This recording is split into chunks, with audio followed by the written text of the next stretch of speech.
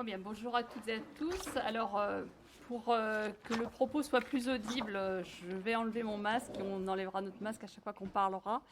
Et pour rassurer tout le monde, nous sommes tous les trois doublement vaccinés. Je préfère le préciser. Alors, bienvenue dans ce préau de... Pardon, alors on m'entend pas, on me dit... Non alors... Je suis pas la technique, moi. Alors, c'est toujours bien d'avoir un technicien pas trop loin. Merci. Non, là c'est bon, si on m'entend et si ça passe, c'est bien. C'est impressionnant parce qu'on a l'impression, en tout cas j'ai l'impression de revenir à une salle de classe, vous avoir tous alignés comme ça, c'est pas mal la configuration finalement. On a les élèves dans le fond de la classe et les élèves devant, c'est pas mal.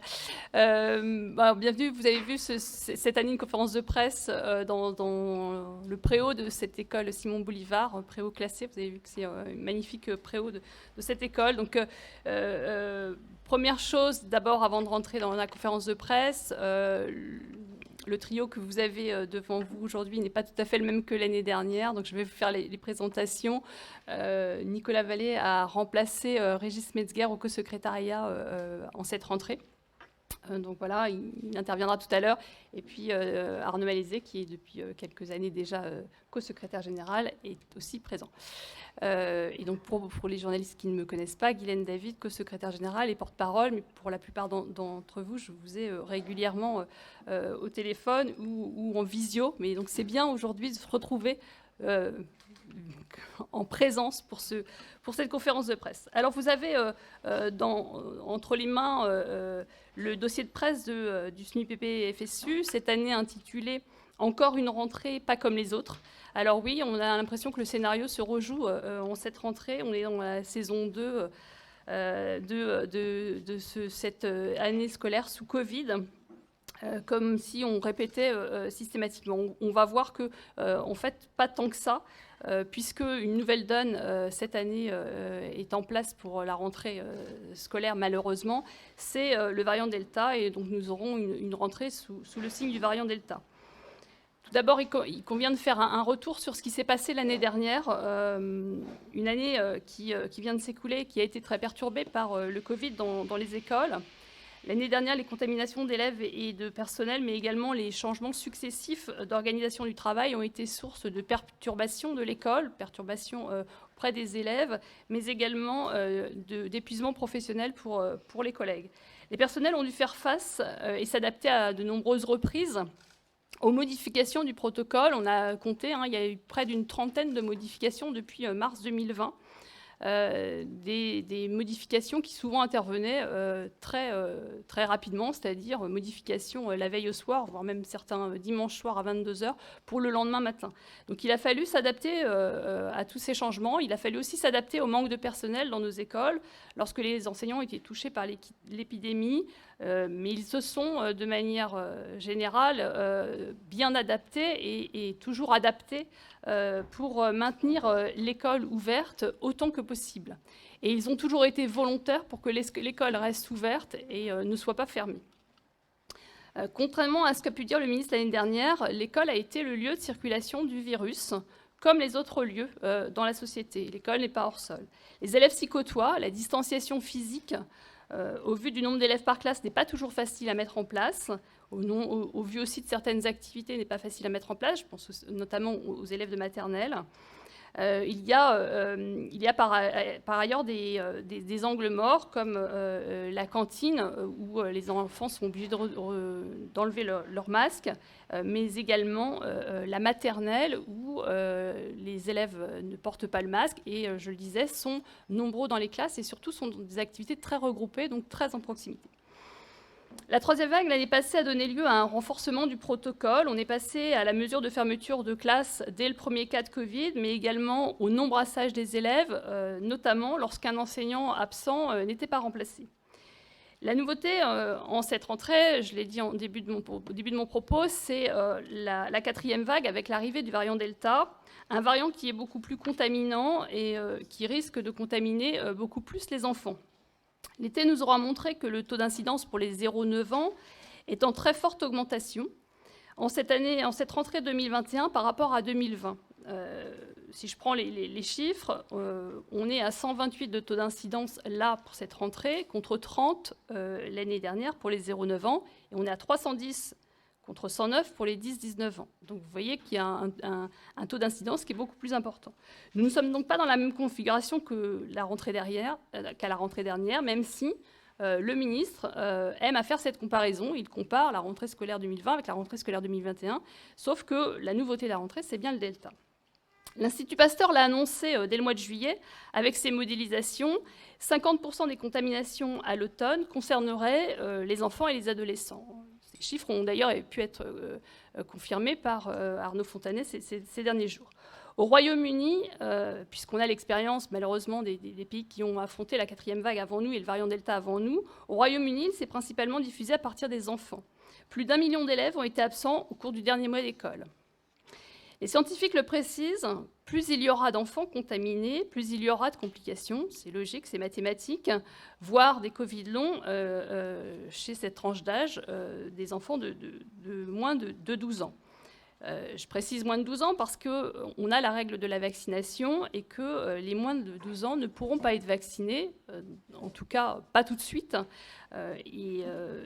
Pour la majeure partie, l'inquiétude, c'est qu'ils sont souvent asymptomatiques ou très peu symptomatiques, et parfois, ça peut passer inaperçu. Donc cette année ne sera pas un lieu de circulation du virus comme les autres, mais malheureusement un lieu de très forte circulation du virus. Nous l'avons d'ailleurs rappelé dans la tribune que nous avons signée la semaine dernière, qui est parue dans Le Monde, avec des scientifiques notamment, des médecins, des épidémiologistes, qui ont alerté. Alors comment effectuer cette rentrée, avec quel protocole? Le niveau de protocole, ça ne nous aura pas échappé, a été annoncé ce dimanche dans le JDD par Jean-Michel Blanquer. D'abord, ce seuil, ce niveau de protocole est inquiétant puisqu'il n'est pas corrélé à un seuil épidémique. Ensuite, parce que le seuil actuel est bien plus élevé qu'en juin. On n'est pas dans la même configuration qu'en juin dernier. Enfin, parce que le niveau de protocole ne tient pas compte du taux d'incidence. Alors, ce protocole, pour nous, est allégé par rapport à celui qui était en vigueur à la fin de l'année scolaire dernière, sur la règle du brassage des élèves lors de la restauration scolaire, qui reste là aussi encore cette année un angle mort. On n'en parle pas beaucoup, mais on sait que les enfants, c'est un lieu de contamination, la restauration scolaire. Dans le protocole, on ne limite plus ce type de brassage.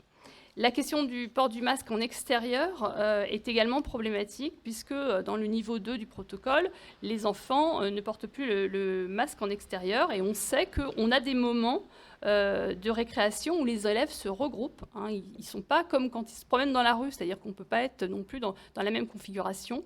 Ils sont nombreux dans les cours de récréation, ils jouent entre eux de façon très rapprochée, parce qu'ils profitent aussi de ce moment-là pour se retrouver. Et on sait aussi qu'en extérieur, le variant Delta a un fort pouvoir contaminant, donc on n'est pas dans le même cadre que la règle normale lorsqu'on se promène dans la rue. Sur la question de l'aération, le ministre n'a pas rassuré dans ses propos tenus au JDD, et notamment dans le protocole.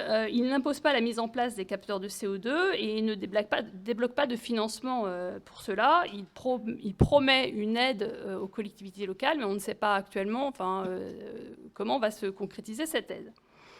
La question de la stratégie des tests est également posée. Comment fait-on pour avoir un vrai dépistage qui empêcherait la contamination? C'est la discussion que l'on souhaiterait avoir avec le ministère et avec les scientifiques, comme a pu le proposer Arnaud Fontanet du Conseil scientifique.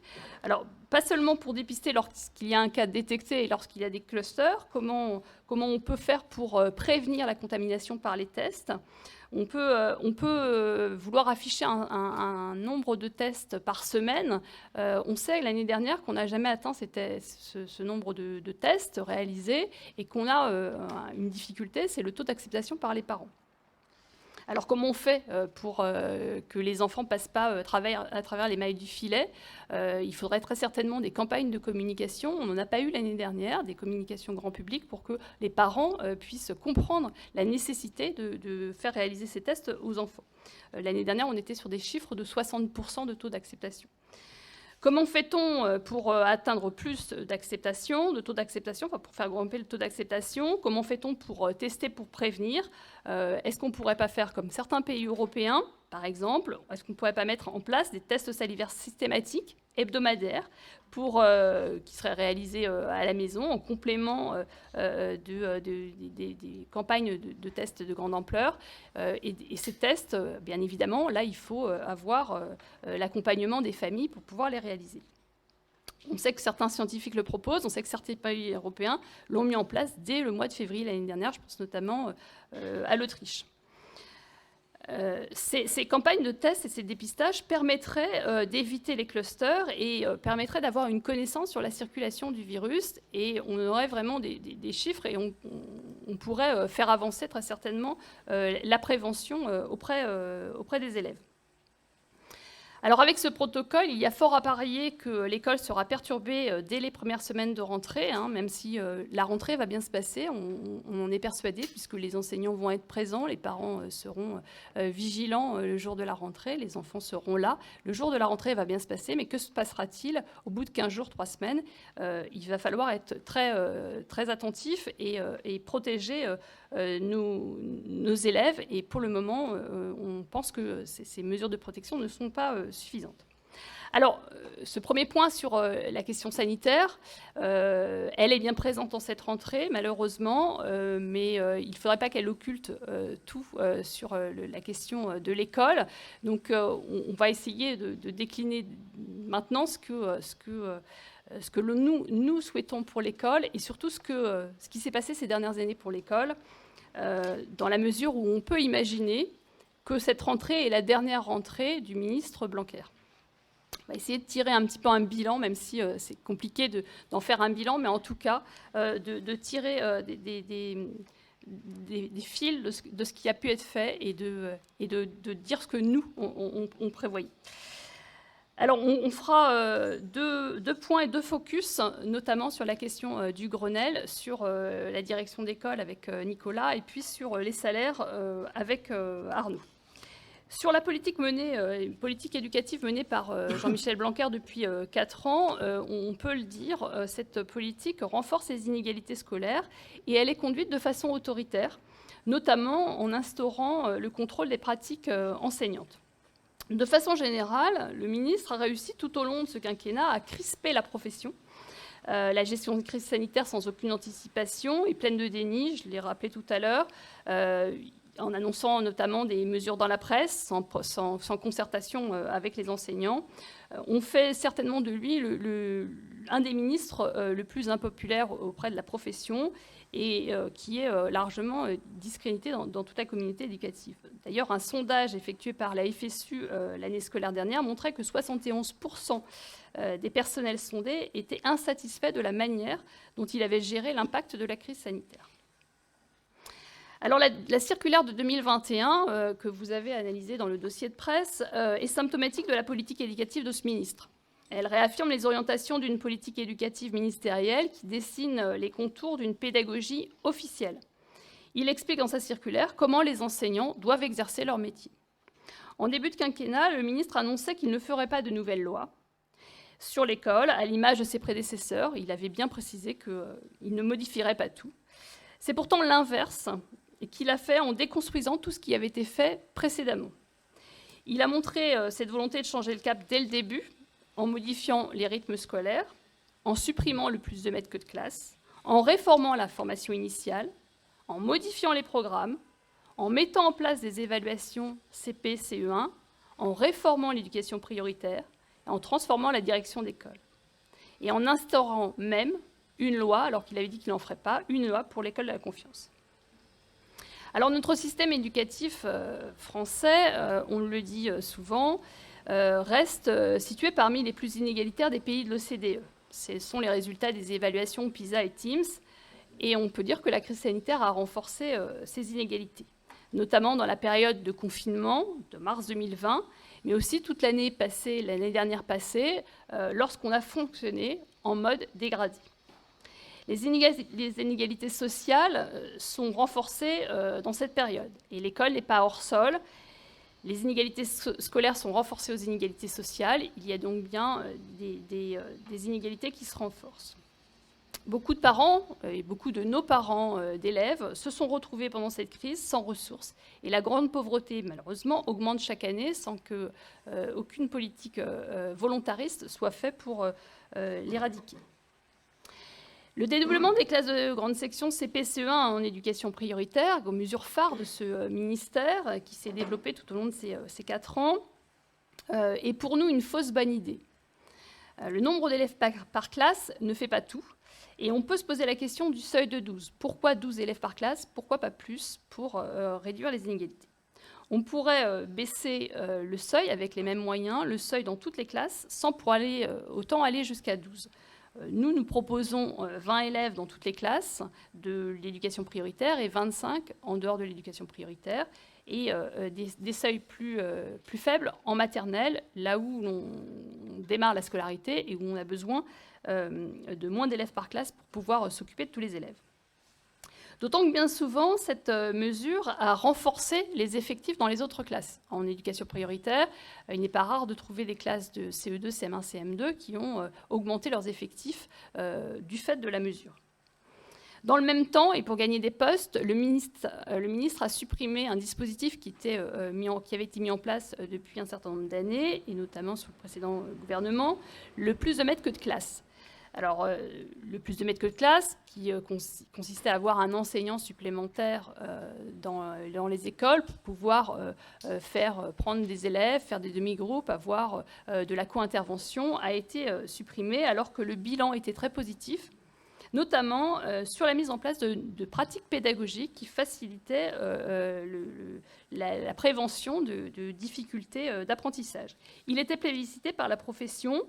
Il permettait le regard croisé sur l'élève, il permettait de travailler collectivement.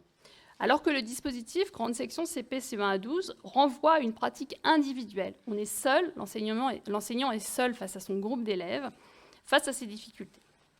De plus, ce dispositif s'est accompagné d'un renforcement des contrôles des pratiques pédagogiques, enfin des contrôles des pratiques enseignantes, avec la production de plusieurs guides, des guides sur la lecture, guides sur le vocabulaire, en dehors des programmes qui sont les programmes officiels.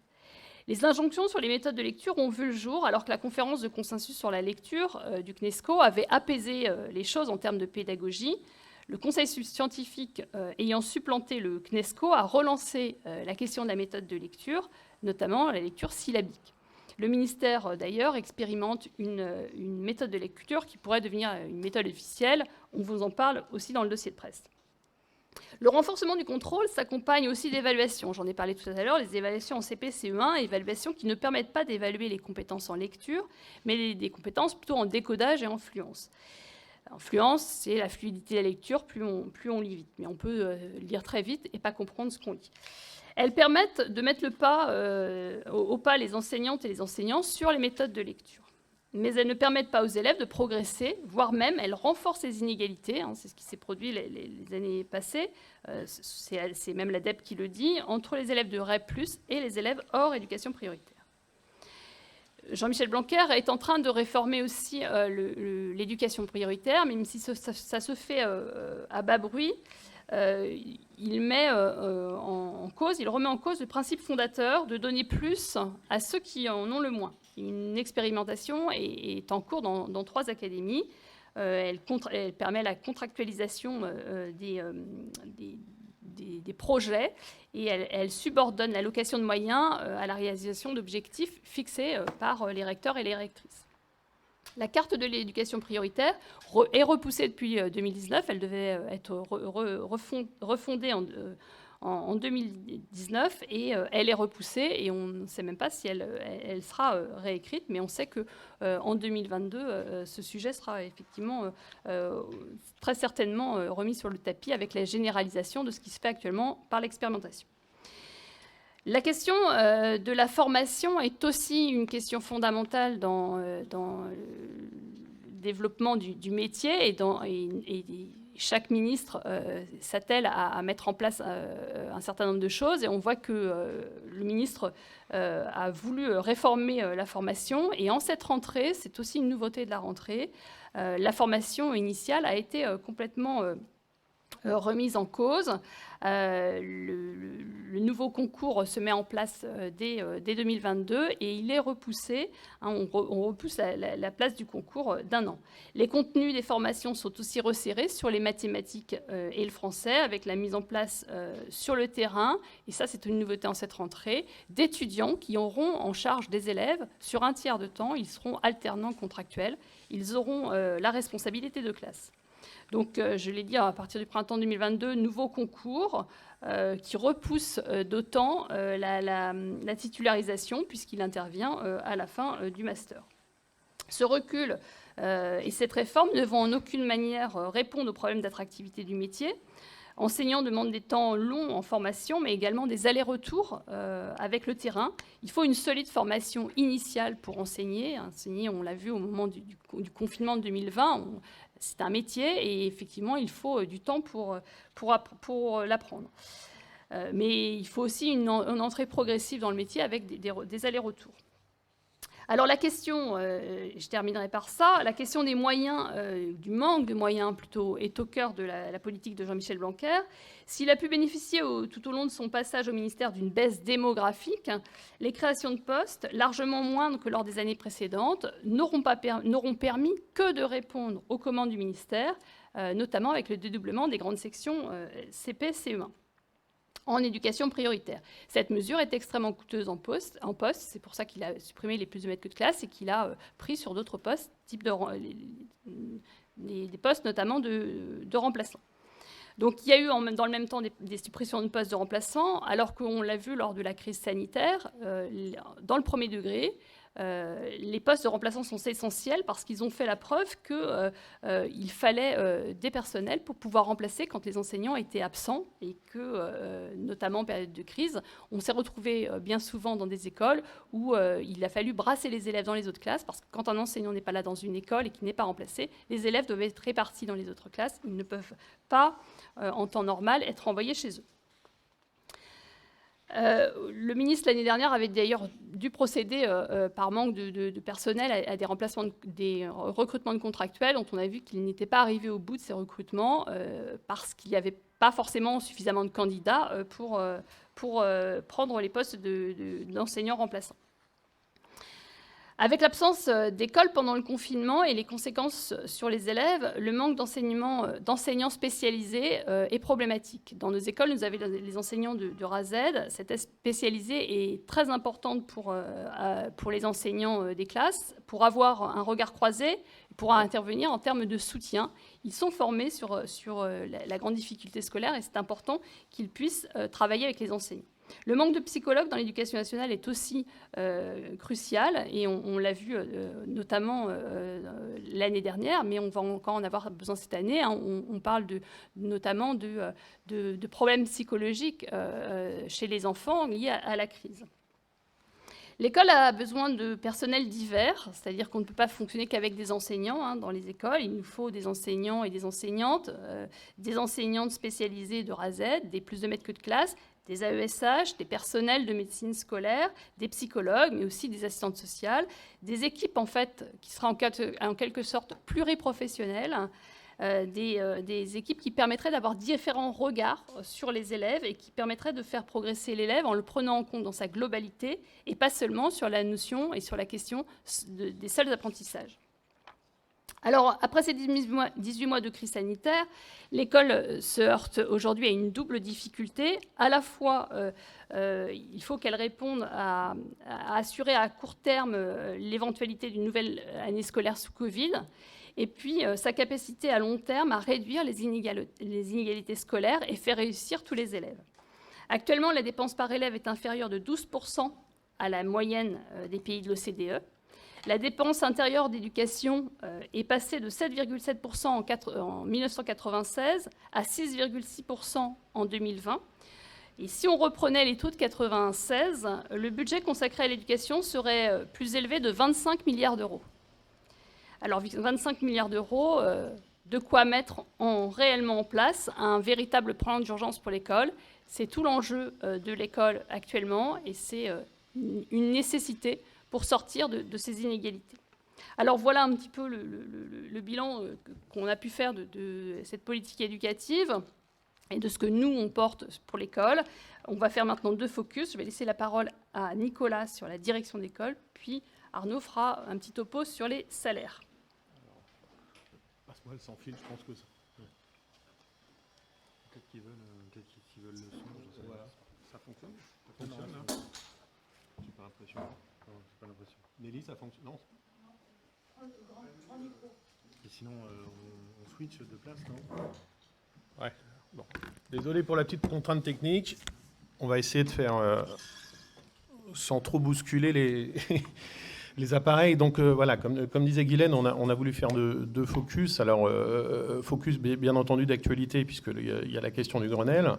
Et focus en tout cas en ce qui concerne la direction d'école, parce qu'on est sur un sujet qui est un véritable serpent de mer. C'est-à-dire que sans remonter jusqu'à la grève contre les maîtres directeurs en 1987, qui nous emmènerait un peu loin, on sait que c'est un dossier qui est revenu régulièrement sur le tapis avec différents ministères.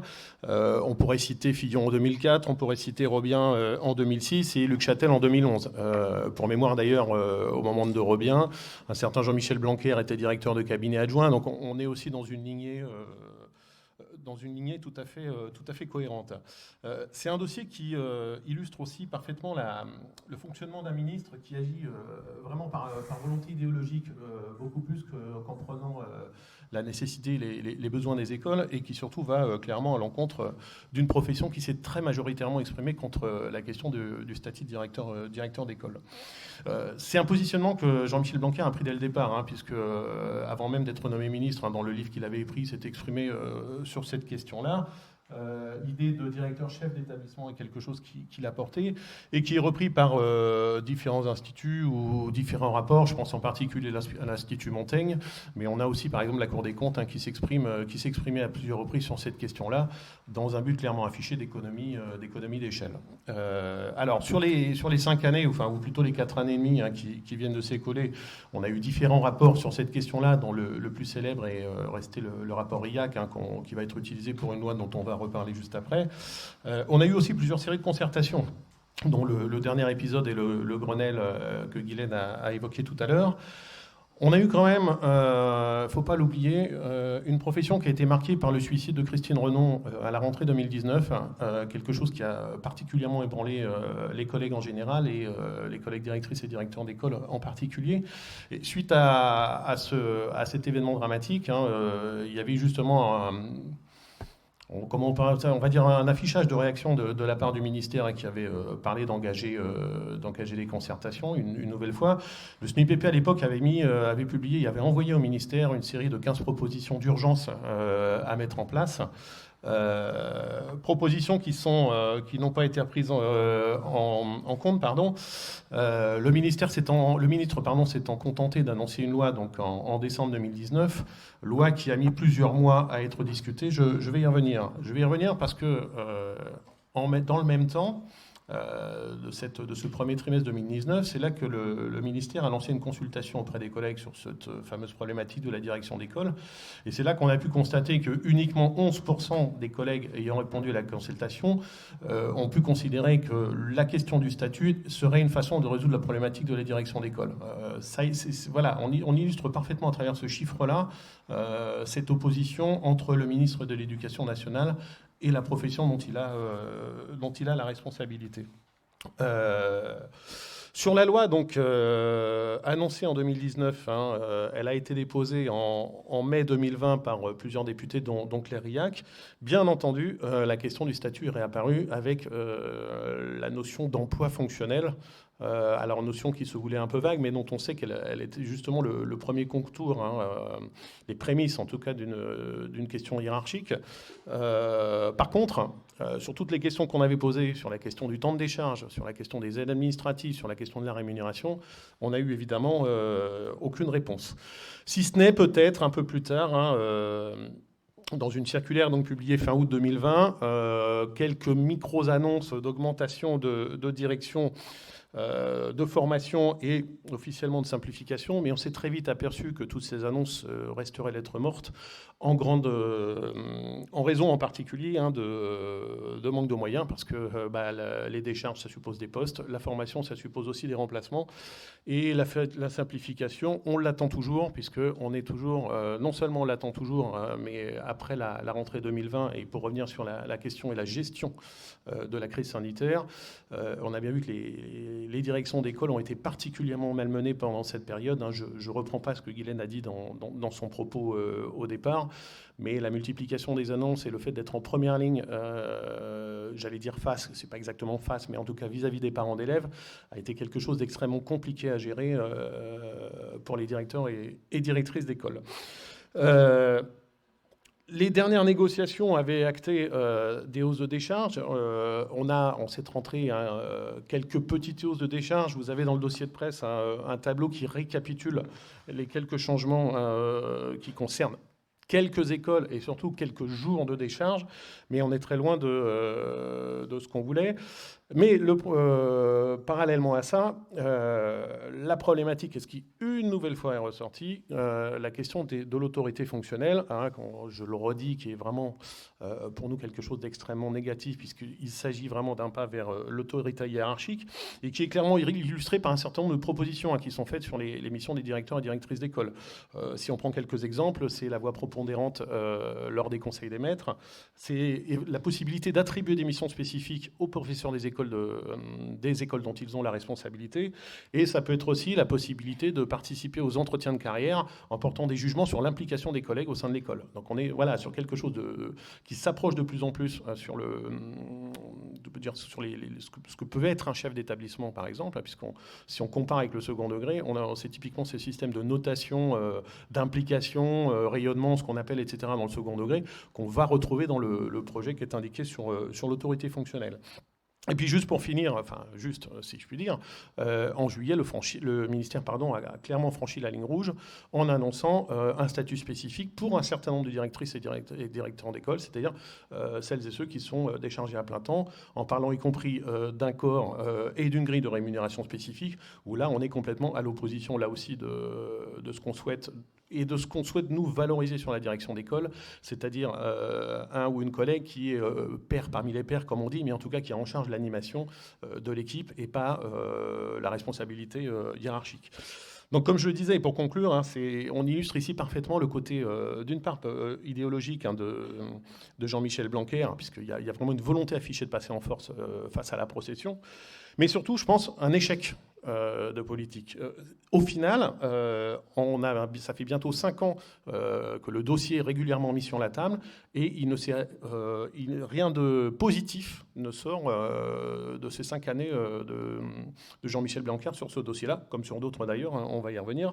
Et on peut même dire que les difficultés ont été renforcées puisque les collègues ont été laissés particulièrement seuls face à la crise sanitaire.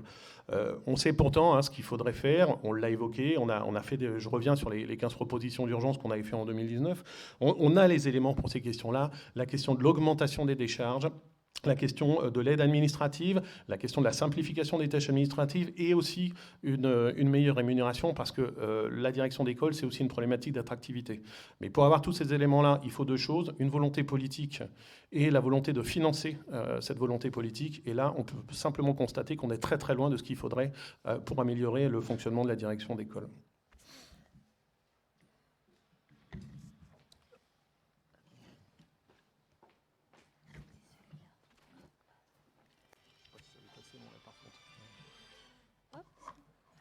C'est long. Ah merde, putain.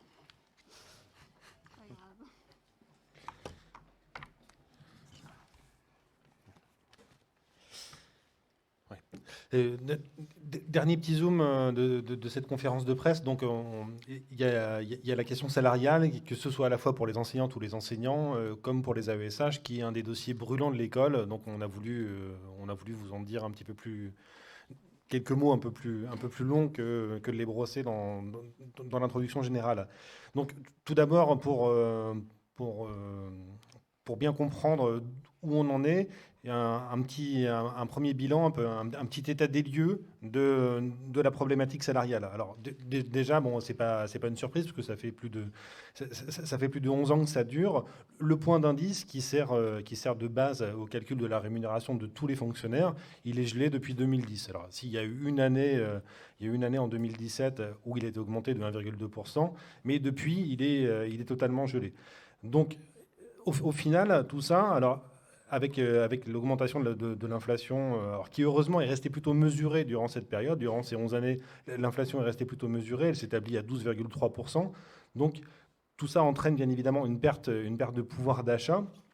Et un deuxième élément qui est moins connu vient se rajouter à ça, alors même s'il est moins important que l'inflation, c'est l'augmentation des cotisations retraite. Depuis la réforme des retraites de 2010, il y a eu une augmentation des cotisations retraite pour les fonctionnaires. Alors, ce qu'il faut se dire aussi, c'est que les cotisations retraite pour les fonctionnaires, c'est quelque chose de très virtuel, de très fictif. Il n'y a pas de caisse de retraite des fonctionnaires. C'est le budget annuel de l'État qui paye à la fois les salaires, les traitements des fonctionnaires en activité, comme les pensions de tous les fonctionnaires qui sont en retraite. Donc c'est tous les ans, en fonction des besoins du nombre de fonctionnaires en activité, du nombre de fonctionnaires en retraite, que le budget de l'État rémunère à la fois les payes et les pensions. Donc cette caisse de retraite, c'est quelque chose de fictif, mais c'est un affichage politique sur on augmente la cotisation retraite des fonctionnaires pour la porter à égalité avec ceux des salariés du privé. Donc là, au final, c'est 3,25 points qui ont d'augmentation de cotisation. Et donc, c'est ce que dépense en moins l'État tous les mois pour rémunérer les fonctionnaires. Donc, tout ça, au final, ça fait également une baisse du pouvoir d'achat des fonctionnaires. Donc, quand on cumule tout ça, au final, sur ces 11 dernières années, entre l'inflation, la très faible augmentation de la valeur du point d'indice et l'augmentation des cotisations retraite, on arrive à 16,7% de perte de pouvoir d'achat du salaire en euros constants. C'est-à-dire que la seule possibilité pour les fonctionnaires et donc pour les enseignants d'augmenter leur pouvoir d'achat, ou en tout cas, ou même de le maintenir durant ces 11 dernières années, c'est d'avoir une promotion individuelle, alors, qui sont à peu près toutes les 3 ans, tout ça. Mais ce qui n'empêche que même la grille salariale, sa valeur en euros constants, elle diminue, quoi. Alors je ne sais pas si, mais j'aime bien utiliser cette image, mais je ne sais pas si elle va vous parler. C'est comme si on montait un escalator qui descendait. Donc à chaque promotion, on monte une marche, mais l'escalator, il perd de sa valeur au fil des ans, quoi. Voilà. Donc après, un deuxième élément, alors qu'on a affirmé depuis quand même un certain nombre d'années, je pense que ça fait au moins une dizaine d'années que nous, on met ça sur le tapis, ça commence à être accepté par l'ensemble de la communauté éducative, qui là est spécifique aux enseignants, c'est les salaires enseignants en France sont très largement inférieurs aux salaires de l'Union européenne ou de l'OCDE, quoi.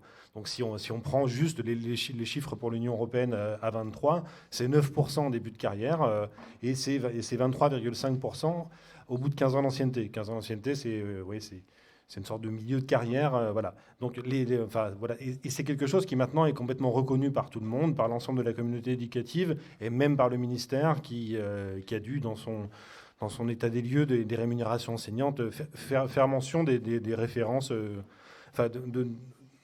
faire référence à l'étude de l'OCDE qui chaque année, au mois d'octobre, fait le point sur les comparaisons internationales des salaires. Donc voilà, c'est quelque chose qui ne se discute pas. Donc après, il y a d'autres éléments qui se rajoutent à tout ça qu'il faut avoir en tête, que je ne vais pas développer, mais il y a des écarts de salaire importants dans la fonction publique selon les corps, et le corps enseignant ne fait pas partie des corps les mieux rémunérés au sein de la fonction publique française, notamment pour des histoires indemnitaires. Et aussi un dernier élément, c'est qu'il y a des inégalités salariales entre les hommes et les femmes, mais même dans la fonction publique et même parmi les enseignants. Et parmi les enseignants, c'est 10% d'inégalité salariale entre les hommes et les femmes. Alors c'est dû pour beaucoup aux indemnités, notamment à l'exercice de la direction d'école ou l'exercice en éducation prioritaire, mais pas que. Il y a aussi il y a un salaire qui est moindre pour les femmes que pour les hommes. Donc tout ça, ça renforce l'attente d'une revalorisation salariale qui est extrêmement forte. Et d'ailleurs, c'est devenu une annonce un petit peu marronnier du ministre. Là c'est la 3e rentrée. Je me rappelle la conférence de presse il il y a donc 2 ans, donc c'est la 3e rentrée, où Blanquer, il parle de la revalorisation. Alors, tous les mots étaient employés. À un moment donné, il avait sorti, c'était il y a 2 ans, il avait sorti 300 euros. On ne savait pas trop si c'était annuel, si c'était mensuel, tout ça. Finalement, c'était une moyenne sur l'ensemble des enseignants. Donc, au final, certains en ont vu la couleur et d'autres n'en ont jamais vu la couleur. Là, l'année dernière, c'était la revalorisation historique. Enfin, voilà, donc il y a une forme de marronnier là-dessus. Et il y a eu une petite prégnance encore très forte de cette attente de la question, sur la question salariale.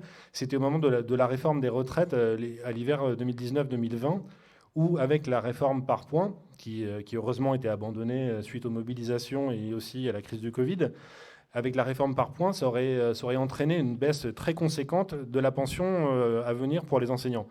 Et c'était une conséquence de leur faible salaire, quoi.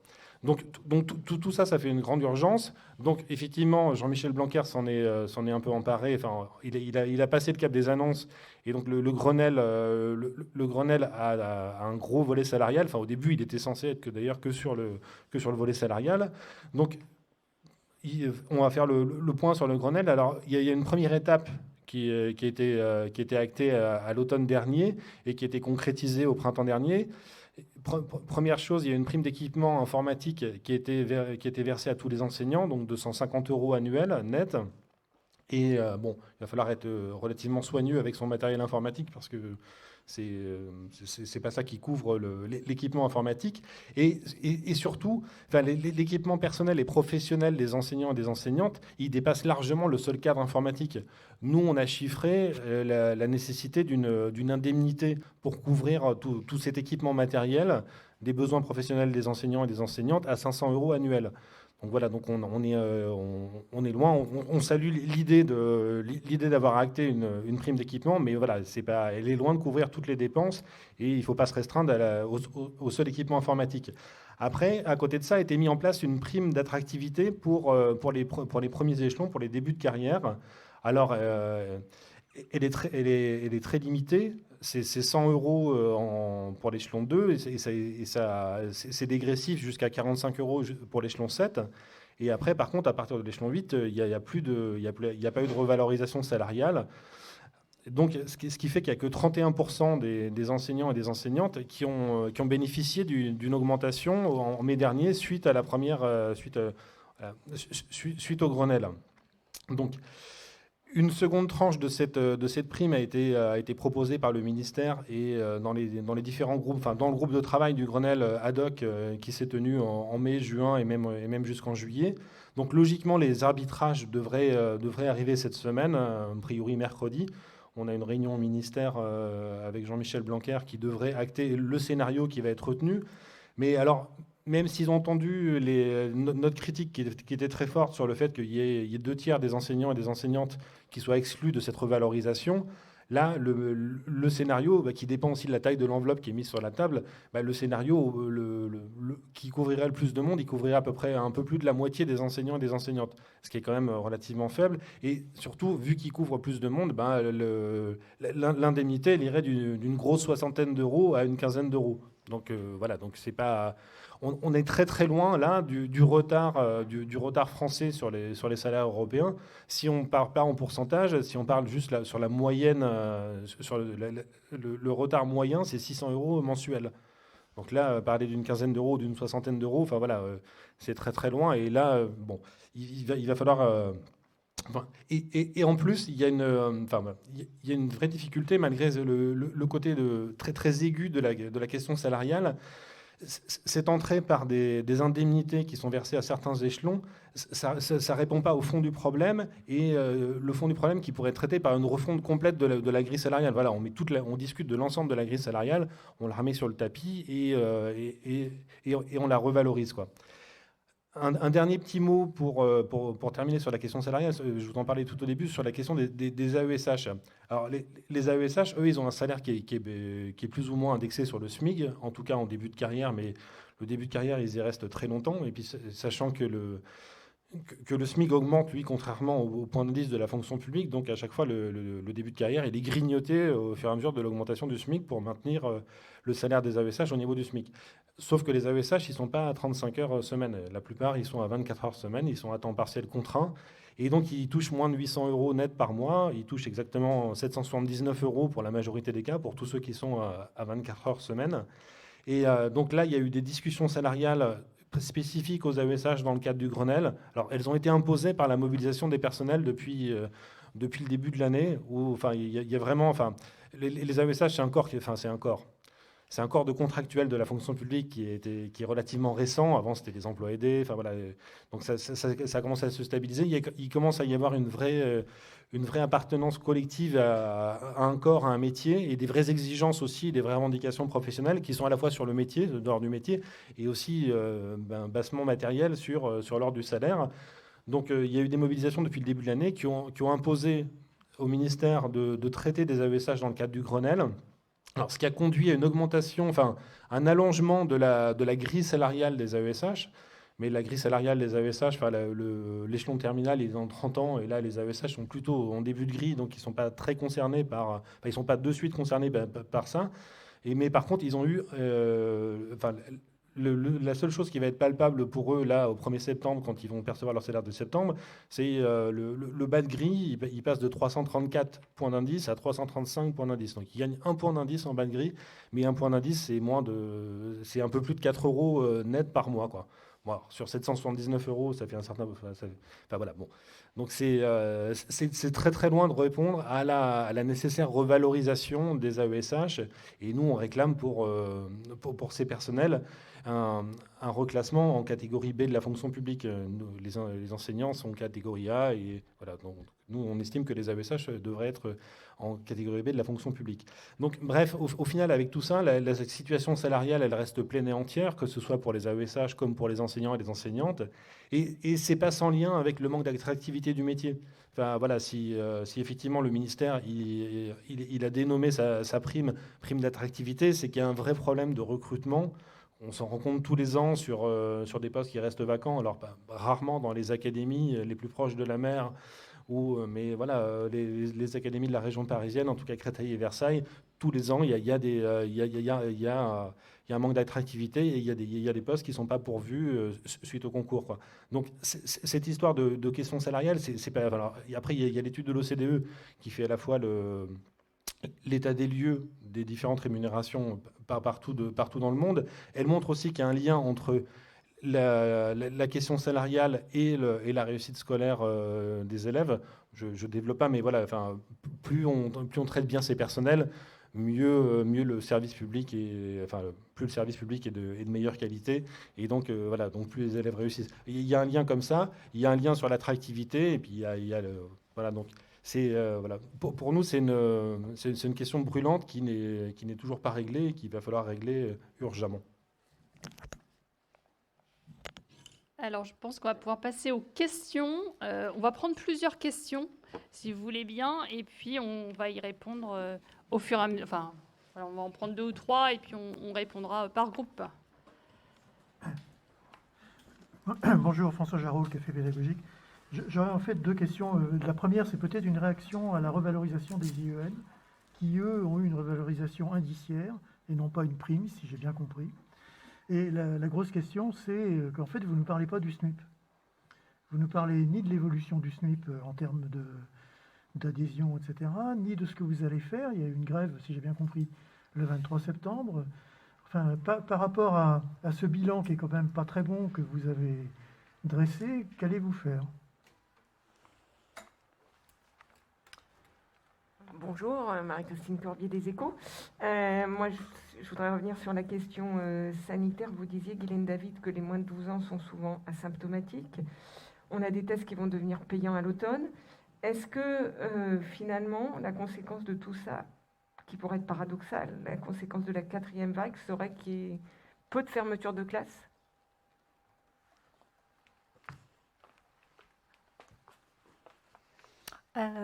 Bonjour, moi je voudrais savoir, il y a quelque chose qui m'étonne, c'est que j'ai rien entendu sur la vaccination.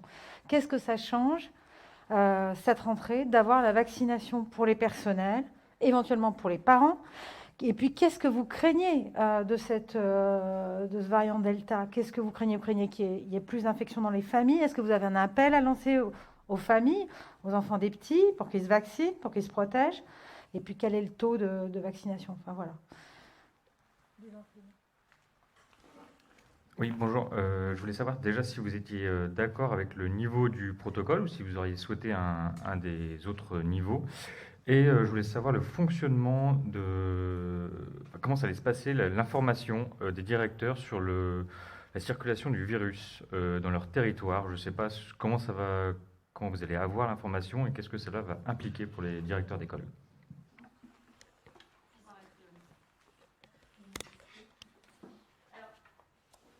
Je vais d'abord répondre sur les questions sanitaires. Je ne sais pas si... Voilà, c'est mieux comme ça. Sur les questions sanitaires, alors, la question des tests et la question du dépistage et des tests payants. Donc, effectivement, hein, si les tests deviennent payants à l'automne, on aura de moins en moins de monde à faire des tests. Donc, bien évidemment, pour nous, il n'est pas question que la question des tests soit payante pour les familles. Pour le moment, les tests salivaires qui sont faits dans les écoles ne sont pas payants. Les familles donc, donnent l'autorisation et les tests sont faits. Et donc, voilà. L'objectif, et je vais rejoindre sur la question de la vaccination des enfants, les enfants n'étant pas vaccinés dans nos classes, il faut qu'on trouve d'autres systèmes pour éviter la contamination et la circulation du virus. La circulation du virus entre enfants.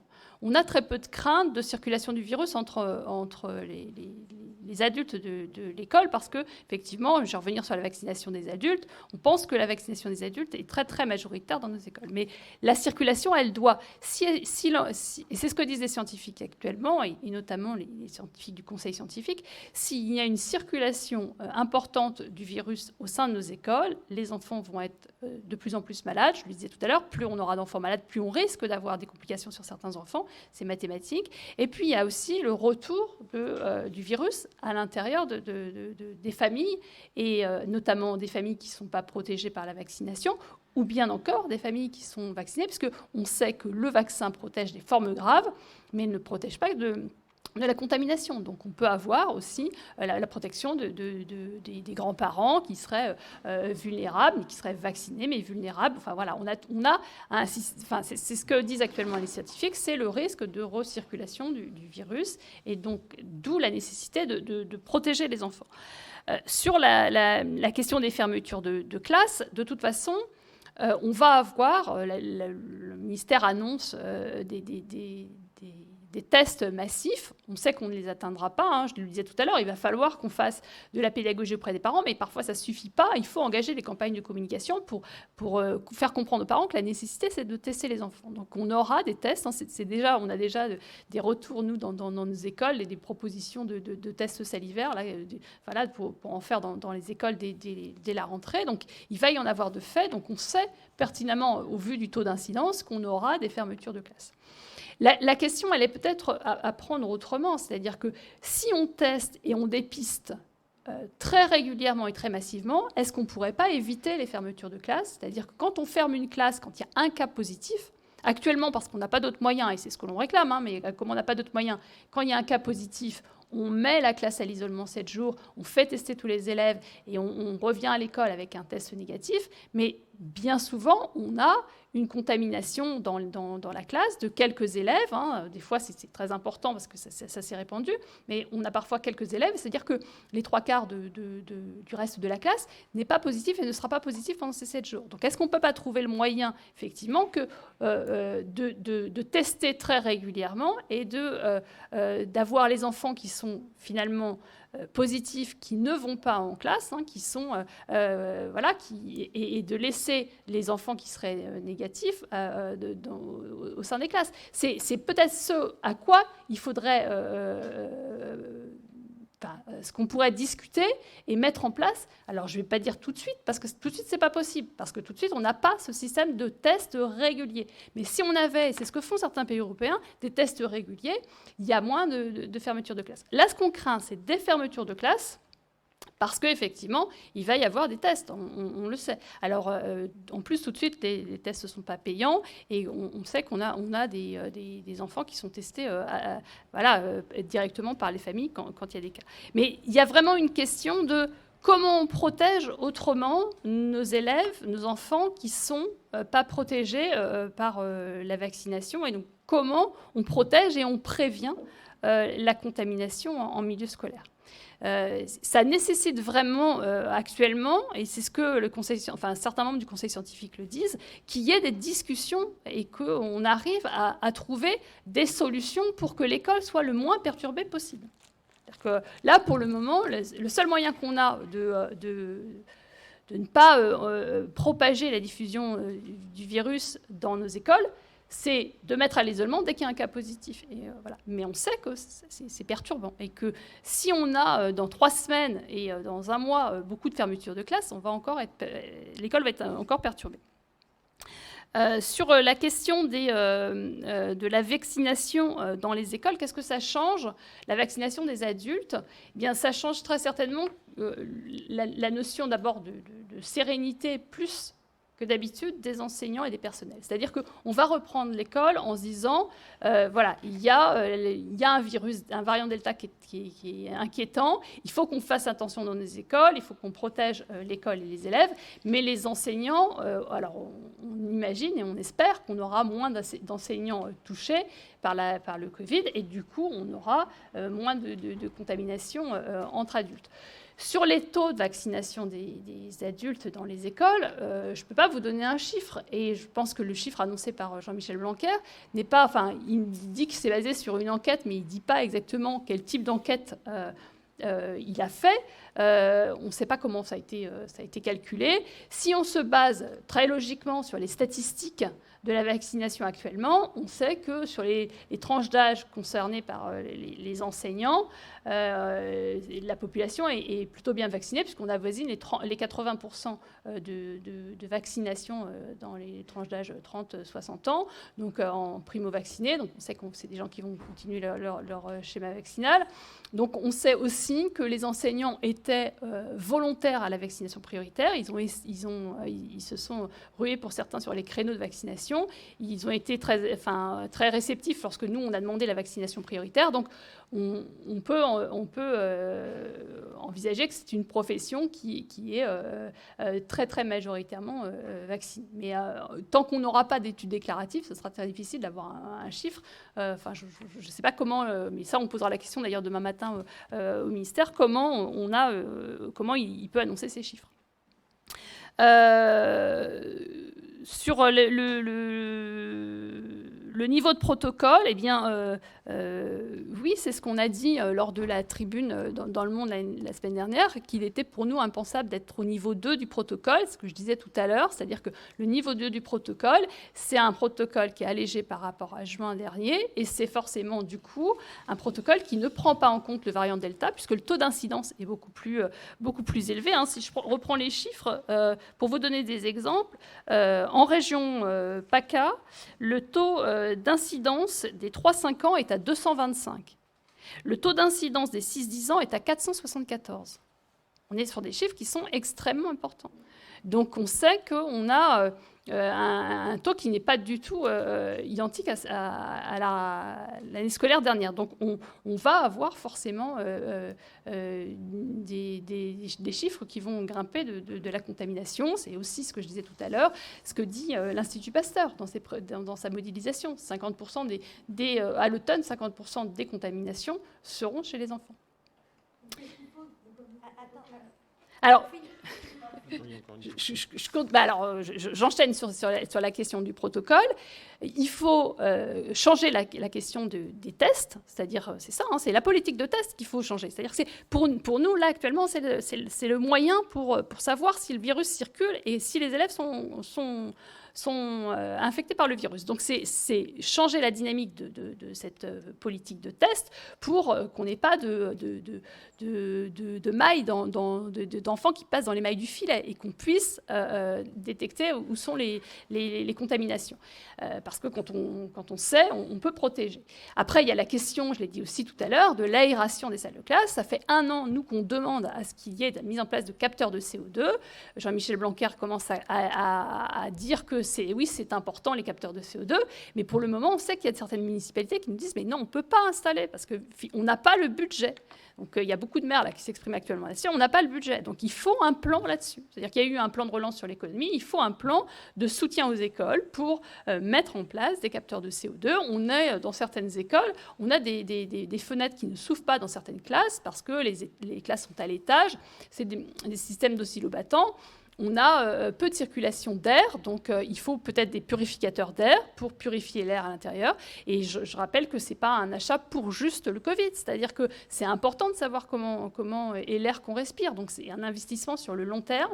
Donc il faut vraiment pouvoir aussi mettre en place ce genre de choses. Et puis il faut remettre en place sur la question de la restauration scolaire des niveaux de brassage qui ne sont pas ceux qui sont prévus dans le niveau 2 du protocole. C'est-à-dire qu'il faut éviter, il faut même interdire le brassage, il faut pouvoir avoir la distanciation. Les mêmes règles qui étaient en juin l'année dernière, c'est-à-dire que ce qu'on a réussi à faire en juin, il faut qu'on puisse le faire actuellement à la rentrée de septembre, puisque de toute façon, on a une circulation du virus qui est plus importante.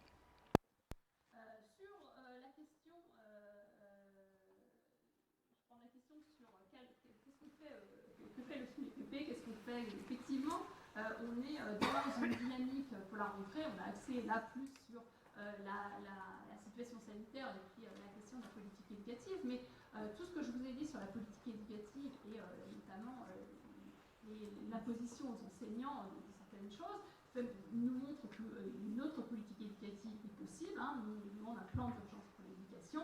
Et ce plan d'urgence, il est repris dans la déclaration intersyndicale. Nous appelons à la grève de éducation avec CGT Solidaire et SO et d'autres organisations qui ne sont pas prononcées pour le moment, qui réfléchissent à s'engager. Donc il y a aussi là des éléments qui montrent qu'il y a de la contestation sur le terrain. Elle a du mal on a du mal à avoir prise sur le terrain parce qu'on sait aussi qu'il y a la question sanitaire qui bloque tout, mais on a des revendications en termes de moyens et de modification de la politique éducative. Donc voilà, voilà. Après, je ne vais pas reprendre tout ce que nous, on porte au SNUPP, je l'ai dit dans mon propos, mais qui est en opposition avec ce que le ministre fait. Sur la revalorisation des salaires, je vais laisser...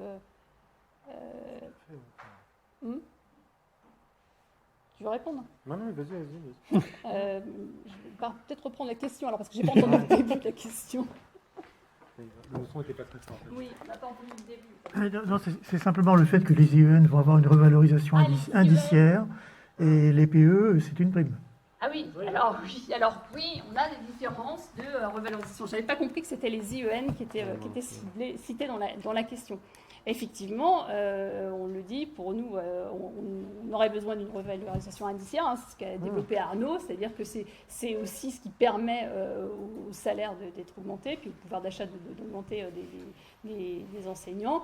Il y a une différence de traitement, très certainement, entre les cadres de l'éducation nationale et les enseignants de l'éducation nationale, qui est là aussi symbolique, c'est-à-dire que pour pouvoir faire appliquer ces réformes, le ministre a besoin aussi de soutien de la hiérarchie et des cadres. Donc il y a aussi une position. Voilà. Après, je ne connais pas vraiment, je n'ai pas une idée de la grille indiciaire des IEN. Je ne m'y penche pas, je ne pense pas, on ne s'y est pas penché. Oui, c'est la question de la fusion du statut.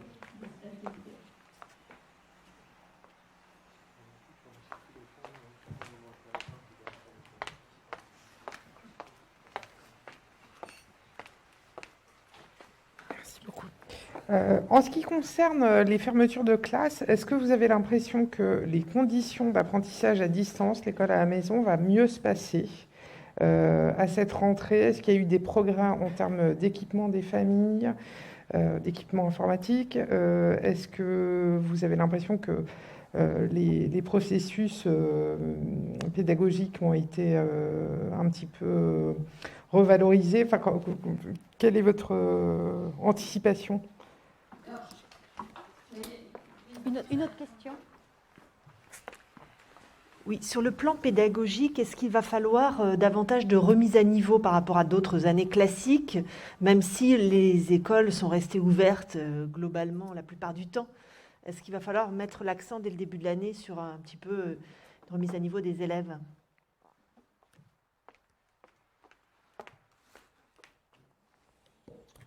Oui, pour rejoindre la question de la consoeur, justement, ma question partait sur le décrochage. C'est la deuxième année sous Covid. Est-ce que vous ne craignez pas que ça laisse des traces au niveau pédagogique? Et d'autre part, on arrive en année présidentielle. Est-ce que selon vous, Jean-Michel Blanquer peut accélérer ces réformes ou au contraire les freiner? Et est-ce que ça peut être l'occasion pour vous de tenir des choses, notamment sur les revalorisations salariales? Pardon, une dernière. Non, moi je voulais savoir sur les autotests, est-ce que vous êtes favorable sur les tests, est-ce que vous êtes favorable à les rendre obligatoires, sachant que vous disiez que le taux d'acceptation était que de 60% l'an dernier, et vous parlez de campagne pour convaincre les parents, mais est-ce que ça sera suffisant?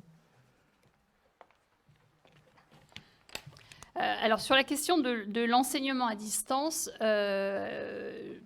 c'est très complexe l'enseignement à distance, notamment à l'école primaire, maternelle et élémentaire, puisque l'école primaire, ça concerne la maternelle et l'élémentaire.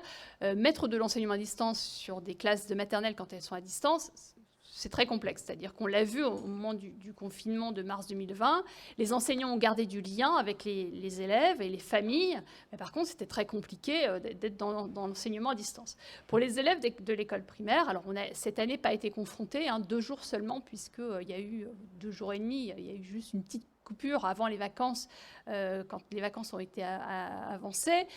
Pour beaucoup d'enseignants, il n'y a pas eu d'enseignement à distance en termes numériques, c'est-à-dire on se connecte à la classe virtuelle. Enfin, voilà.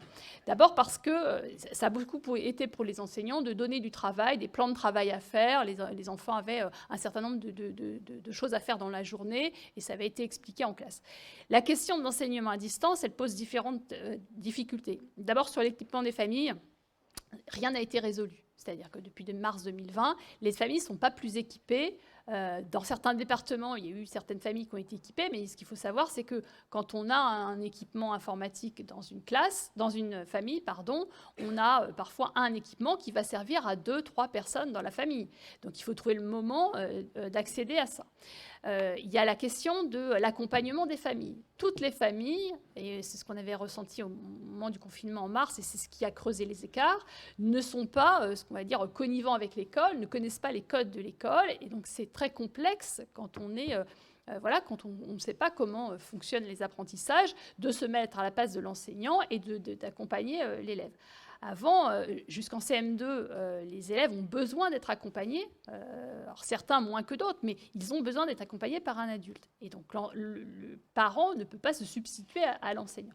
Donc on sait que c'est quelque chose qui est très complexe, l'enseignement à distance. C'est quelque chose qui creuse les inégalités. Les devoirs à l'école, les devoirs à la maison creusent les inégalités. On le sait, c'est-à-dire qu'on ne doit pas donner des devoirs le soir à faire qui vont creuser, parce que les élèves qui ne sont pas en difficulté vont y réussir tout de suite, vont le faire de façon autonome, et puis les autres vont avoir du mal et ils vont être en difficulté. Donc pour nous, l'enseignement à distance est très complexe. D'ailleurs, le ministère est d'accord aussi pour le dire, c'est-à-dire qu'on n'est pas dans la même configuration que des élèves de lycée, même si on sait que c'est aussi compliqué dans le secondaire d'être en enseignement à distance. Et puis, la formation des enseignants, de ce point de vue-là, n'a pas avancé. C'est-à-dire qu'on n'a rien mis en place en formation des enseignants pour savoir comment on va travailler cette question-là. à chaque fois, le ministère dit on est prêt quand ils disent il y a le CNED, ma classe à la maison, il y a des séances qui sont toutes faites de façon numérique. Enfin, vous avez bien vu, dès qu'on est passé en enseignement à distance avec collège et lycée, on a fait sauter les serveurs de l'éducation nationale. Donc c'est quelque chose sur lequel on n'a pas du tout abouti. Donc c'est pour ça qu'on n'est pas favorable, on n'est jamais favorable à ce que l'on perde des journées de classe avec nos élèves. Alors j'enchaîne justement sur la question de la remise à niveau des élèves et le décrochage. Il y a eu cette période de mars 2020 qui a été très problématique parce que là, les élèves ont décroché et puis on a repris, il y a eu les 2 mois d'été et puis on a repris à la rentrée. L'année dernière, à la rentrée, on a des enseignants. Alors, on n'a aucune étude factuelle qui nous permette de le dire, hein, parce qu'il aurait fallu mesurer les écarts avant, enfin mesurer les réussites avant. Mais on a des enseignants qui nous disent que sur les compétences sociales, ils ont eu des enfants, je pense notamment aux maternelles, hein, où certains enfants ont raté, entre guillemets, le rentrée à l'école maternelle parce qu'il leur a manqué des mois de classe et ils ont eu du retard sur ces compétences-là avec des régressions chez certains enfants de maternelle. Et on a vu des enfants qui étaient beaucoup plus atones, qui n'étaient vraiment pas dans la dynamique de la classe. Après, on a toutes ces perturbations qui a pesé. Hein, je pense notamment aux enfants qui ont, pendant certaines semaines, pas eu de classe parce que pas d'enseignants. Je pense aux enseignants malades du Covid, mais on a aussi eu des personnels vulnérables qui n'ont pas pu prendre leur classe. Et parfois, ils n'étaient pas tout de suite remplacés. Donc, on a eu des périodes sans enseignants. Ces enfants ont forcément pâti de la répartition dans d'autres classes. Ils n'avaient pas un enseignant pour eux. Des fois, ils ont eu plusieurs remplaçants qui se sont succédés. C'est pas simple pour fixer les apprentissages. Donc, on a ces retards-là qui sont forcément en plus, plus marqués sur les élèves qui sont déjà en difficulté. C'est-à-dire que les élèves qui ne sont pas en difficulté, ils peuvent rattraper dans le milieu familial. Donc on a des difficultés avec ces élèves-là, et d'autant plus qu'on ne met rien en place actuellement dans l'éducation pour aider. C'est-à-dire que les enseignants, ils font tout ce qu'ils peuvent pour rattraper ce retard, pour combler ces manques, mais on n'a pas d'enseignants spécialisés qui peuvent venir voir les élèves et puis pouvoir donner des conseils ou peut-être même prendre des petits groupes, parce qu'on sait que ce serait le moment en ce moment de prendre des petits groupes et d'avancer plus vite. Parce que le nombre d'élèves par classe n'a pas baissé cette année non plus. Sur ce décrochage-là, on sait aussi, ce qu'on dit de plus en plus, c'est ce que les enseignants ont perçu, c'est les difficultés psychologiques des élèves. Et là, pour le moment, on ne mesure pas actuellement les conséquences psychologiques de la crise sanitaire sur l'évolution des enfants et sur ce qu'ils peuvent vivre au quotidien. C'est-à-dire qu'on a des situations, hein, je pense notamment dans les zones où il y a eu énormément de cas. On peut prendre l'exemple de la Guadeloupe ou de la Martinique en ce moment. Pour des enfants qui perçoivent toutes ces choses-là, c'est très complexe. On a eu des enfants qui ont été confrontés au Covid parce que les grands-parents, les parents malades, enfin voilà. Et ça a des conséquences. Il y a forcément des conséquences psychologiques qui ne sont pas forcément visibles en ce moment, mais qu'il faudra à long terme très certainement régler. Les psychologues et les médecins en parlent de plus en plus. Alors, est-ce que Jean-Michel Blanquer va accélérer ses réformes ou est-ce qu'il va... alors, il est déjà bien au bout de ses réformes. Si on regarde tout ce qu'il avait prévu, il est allé très très loin. On sait qu'en année électorale, c'est toujours le moment.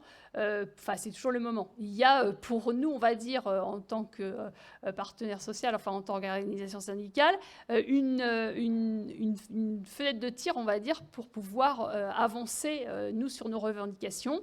C'est ce qu'on essaiera de faire dans le courant de l'année. Hein. C'est aussi l'objectif de la grève du 23, c'est-à-dire que plus on va montrer que la profession est mobilisée, plus on va avoir de poids vis-à-vis du ministère. Mais par contre, sur la question des salaires, par exemple, il nous a pas. On demandait un plan pluriannuel, un plan de programmation pluriannuel, enfin une loi de programmation. Elle n'est pas arrivée, elle ne viendra pas, et donc du coup, on ne peut avoir que des promesses. D'ailleurs, il nous les fait les promesses. Il nous dit attendez, c'est une deuxième marche, mais après 2022, il y aura une troisième ou quatrième marche. On n'est que sur des promesses pour le moment. Pas sûr qu'ils aient les moyens. Voilà. Et puis après, est-ce que les enseignants sont un électorat pour l'actuel président? Je ne suis pas sûre qu'ils cherchent à reconquérir cet électorat ou à conquérir cet électorat. Sur les autotests ou les tests salivaires obligatoires pour les familles, c'est toujours une question compliquée, parce que vous voyez que c'est là on commence déjà à voir, attention, la vaccination des moins de 12 ans, enfin, touchez pas à nos enfants, vous avez vu ces slogans qui fleurissent un peu partout. On est dans la même difficulté avec l'obligation sur les tests salivaires.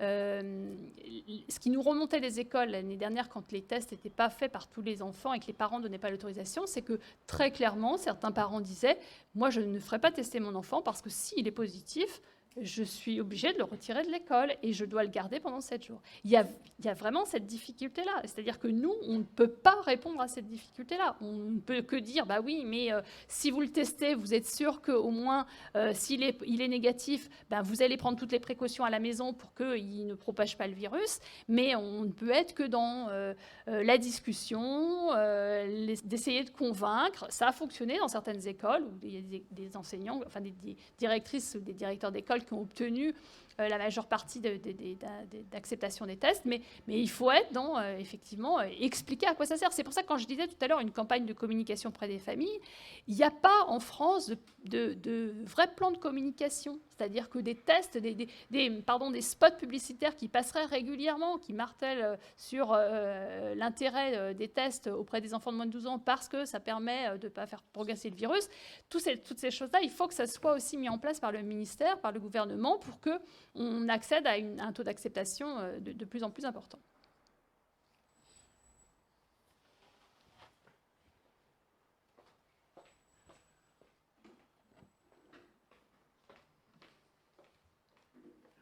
Vous avez souligné tout à l'heure les niveaux de contamination, le taux d'incidence dans les départements. Aujourd'hui, sur tout le sud de la France, les taux d'incidence sont quand même très élevés. Est-ce que vous allez demander au ministère que la règle du niveau 2 ne s'applique pas partout de la même façon ? Oui, ça faisait partie de ce qu'on demandait dans la tribune qu'on a signée la semaine dernière, qu'il y ait des niveaux différents en fonction des départements. C'est-à-dire qu'effectivement, quand on regarde les Bouches-du-Rhône qui frôlent le 700 de taux d'incidence, et puis on a des départements comme la Nièvre ou la Creuse qui sont dans des taux beaucoup plus faibles, on pourrait se dire qu'on aurait des différences. C'est d'ailleurs ce qui avait été évoqué en juillet, quand il avait présenté le plan. Il avait dit il y aura des différences territoriales, quoi. Vraisemblablement, mais on ne sait pas comment ça va s'appliquer, mais il y aura peut-être des décisions préfectorales, c'est-à-dire que là, c'est plus l'éducation nationale, mais il y a peut-être des préfets qui vont dire attention, port du masque en extérieur, enfin voilà, des choses qui vont se mettre en place et qui arriveront derrière le protocole. Mais nous, en tout cas, c'est ce qu'on avait défendu, qu'il y ait des règles différentes en fonction en pouvant réajuster, parce que forcément, c'est ce que disent les spécialistes, quand les gens vont revenir de vacances aussi, ça va se propager dans d'autres départements, et il est clair que les départements qui sont touristiques actuellement vont propager dans d'autres départements. Donc, avec la rentrée, mais c'est pour ça qu'il faut étudier au cas par cas. Alors, je n'ai pas répondu à une question tout à l'heure qui disait comment les enseignants, les directeurs et directrices d'école sont informés de la circulation du virus, de tout ça. Ils ne sont pas informés, c'est-à-dire qu'ils font comme nous, ils regardent ils vous écoutent, ils regardent la télé et puis ils s'informent comme ça parce que nous n'avons aucun lien là-dessus. C'est-à-dire que quand on nous dit, et ça a été la difficulté l'année dernière, quand on modifie le protocole ou qu'on modifie la foire aux questions, on n'est même pas informé. C'est-à-dire qu'il faut qu'on aille voir si la foire aux questions elle a changé. Et donc des fois c'est le bouche à oreille qui se propage, et puis on finit par avoir une information des fois de l'IUN, des fois du DAZEN. Parfois c'est contradictoire d'ailleurs parce que l'IUN il a cru comprendre ce qui se passait, puis finalement il a mal compris, puis le DAZEN dit autre chose. Et ça a été comme ça depuis mars 2020, et je pense que ça sera comme ça encore. C'est-à-dire qu'on n'a pas des informations qui sont claires et qui sont données très régulièrement. Alors les directrices et directeurs directeurs d'école sont, à chaque fois qu'il y a des tests, sont en relation avec l'ARS et donc ont des informations. Mais en tout cas, il n'y a pas d'informations qui sont données comme ça de façon très claire.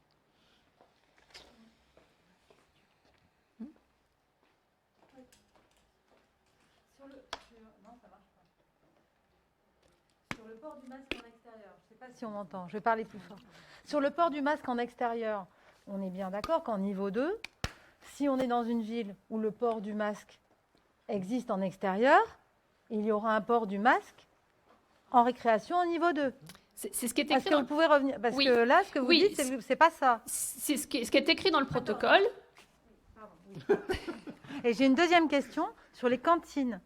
On a vu qu'il y avait une pratique qui marchait plutôt bien, c'était de mettre les mêmes enfants à la même heure, à la même table, dans chaque école. On a vu la différence, de manière empirique. Est-ce que vous adhérez à ça? Je ne sais pas. On a vu ça dans des écoles, dans les mêmes villes. Vous n'aviez pas les mêmes pratiques, mais vous n'aviez pas les mêmes résultats en termes de contamination. Est-ce qu'il faut des choses concrètes comme ça? Alors, première question sur le port du masque en extérieur. Effectivement, le protocole dit les adultes porteront le masque à l'extérieur, donc les enseignants portent le masque dans la cour de récréation, les enfants ne le portent pas dans la cour de récréation, et c'est précisé, je ne sais plus comment c'est précisé, droit commun, ça doit être précisé, mais mon protocole a pris l'eau, mais en gros c'est droit commun, c'est-à-dire doctrine normale. Voilà, droit commun en extérieur. Donc ça veut dire que dans certains centres-villes, actuellement, des maires imposent le port du masque. Voilà. Pourquoi dans certains centres-villes? Alors souvent, c'est dans des centres-villes touristiques. Pourquoi? Parce que la densité de la population à ce moment-là est plus importante. Les rues sont plus petites. Enfin voilà. Donc il y a une règle. Enfin et on a vu sur toutes les villes touristiques où ça a pris effet. Donc logiquement, on va se dire que des écoles qui sont en centre-ville, je prends un exemple. Parce que je le connais bien, en centre-ville de Rennes, les enfants devront porter le masque à l'extérieur. En périphérie, dans Rennes, mais pas dans le centre-ville, les élèves, quelle est la différence entre ces deux écoles? Il y a parfois même peut-être plus d'élèves dans l'école qui est en périphérie rennaise, et il y aura plus d'élèves en récréation, ils seront plus nombreux. Donc il n'y a pas de forme de logique. C'est-à-dire que porter le masque à l'extérieur quand on se promène dans la rue, et porter le masque quand on est en récréation, c'est pas la même chose. C'est-à-dire qu'on le voit bien, quand on est en récréation, eh bien, on va se regrouper parce qu'on ne s'est pas vu dans la classe. On n'a pas pu discuter. Donc, on va retrouver les copains, les copines. On va discuter, voire même pour certains, on va se raconter des secrets. Et quand on se raconte des secrets, on est très proche de façon... on parle très proche de l'autre. On va jouer aux cartes. On va se raconter des histoires. Et voilà. Et on n'est pas sur le même schéma que se promener en extérieur. Donc, on aurait voulu, là, ce qu'il y ait une différence. Forcément, et c'est ce qu'on va demander au ministère demain, c'est-à-dire qu'il faut réfléchir à ça. Mais effectivement, peut-être que dans les Bouches-du-Rhône, où le taux d'incidence est très, très fort, là, il faut qu'on fasse attention au port du masque en extérieur. Les médecins disent que le variant Delta est aussi contaminant, voire plus en extérieur que le normal, enfin le Covid normal. Et peut-être que dans des départements où ça ne circule pas beaucoup, voilà, il y aurait pu avoir une différence sur cette question-là. Sur la question de la cantine, vous avez raison, c'est-à-dire qu'on avait l'année dernière un protocole que, alors, pour certaines cantines, ça a été difficile à mettre en place. Certains élus ont freiné, ont eu du mal à mettre en place et ont multiplié les services de cantine, de restauration. C'est-à-dire que pour ça, pour mettre en place la distanciation physique, une cantine une restauration par niveau de classe, par toujours avoir les mêmes élèves autour, ça a été compliqué parce qu'on a multiplié certains mangeaient très tard, enfin voilà. Là, c'est plus réclamé dans le protocole.